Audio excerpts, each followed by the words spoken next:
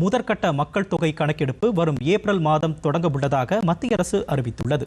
இது தொடர்பாக மத்திய உள்துறை அமைச்சகம் வெளியிட்டுள்ள அறிக்கையில், நாடு முழுவதும் அனைத்து மாநிலங்கள் மற்றும் யூனியன் பிரதேசங்களில் வரும் ஏப்ரல் 1ஆம் தேதி முதல் செப்டம்பர் 30ஆம் தேதி வரை கணக்கெடுப்பு பணிகள் நடைபெறும் என்று தெரிவிக்கப்பட்டுள்ளது.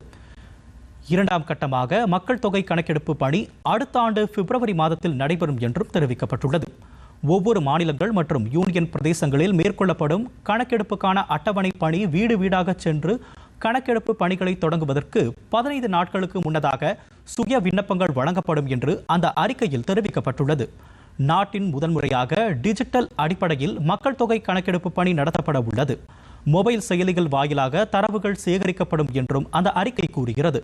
முன்னதாக மக்கள் தொகை கணக்கெடுப்பிற்காக 11,718 கோடி ரூபாய் நிதி ஒதுக்கீடு செய்ய பிரதமர் நரேந்திர மோடி தலைமையிலான மத்திய அமைச்சரவை கடந்த மாதம் ஒப்புதல் அளித்திருப்பது குறிப்பிடத்தக்கது.